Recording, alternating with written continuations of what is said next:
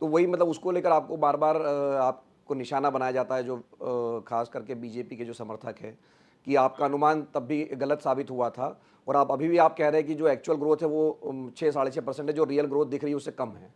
तो ये क्या आपके मतलब एक बार-बार बात कही जाती है कि आपके अंदर एक पेसिमिज़्म है या आप हमेशा। आप देखेंगे जब मैंने वो कहा था, ये आरबीआई के प्रोजेक्शंस भी 5% के करीब थे। तो मैंने ये कहा था कि हम भाग्यशाली होंगे, और हम भाग्यशाली थे क्योंकि कई चीजें हमारी तरफ गए। एक तो ये जो फेडरल रिजर्व ने इंटरेस्ट रेट बढ़ाया तब से, अब अगर आप देखेंगे तो नॉर्मली जो होता है कि उत्पादन की गति कम हो जाती है, लेकिन यूएस में कम नहीं हुई। और हमारा जो ट्रेड है, हमारे एक्सपोर्ट्स निर्यात जो हैं वो तब से बढ़े, इसलिए हमारी गति इतनी कम नहीं हुई।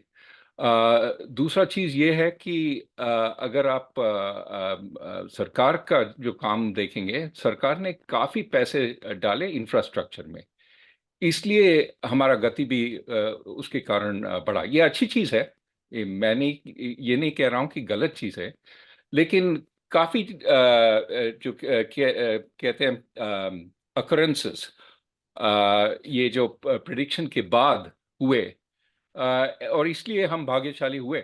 और मैं ये कह रहा हूं कि 5% नहीं है, 6 साढ़े 6 है अभी। तो उससे तो ज्यादा है। लेकिन ये नहीं है कि अभी हम 8.5% पे जा रहे हैं और हम ये कह सकते हैं कि कोई प्रॉब्लम नहीं है। अगर आप रोजगार देखेंगे, उसमें काफी बड़ी प्रॉब्लम है। मध्य प्रदेश में ये जो 6,000 पटवारी के काम के लिए एप्लीकेशंस जो थे, 1.2 मिलियन एप्लीकेशंस थे। इसका मतलब है कि लोगों के पास काम नहीं है।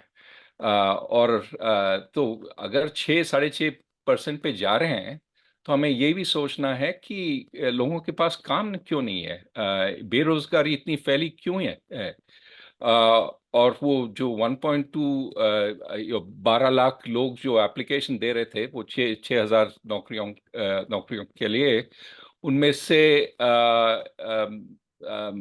1 लाख इंजीनियर्स हैं, 1 लाख एमबीएस हैं। ये पटवारी के काम के लिए है।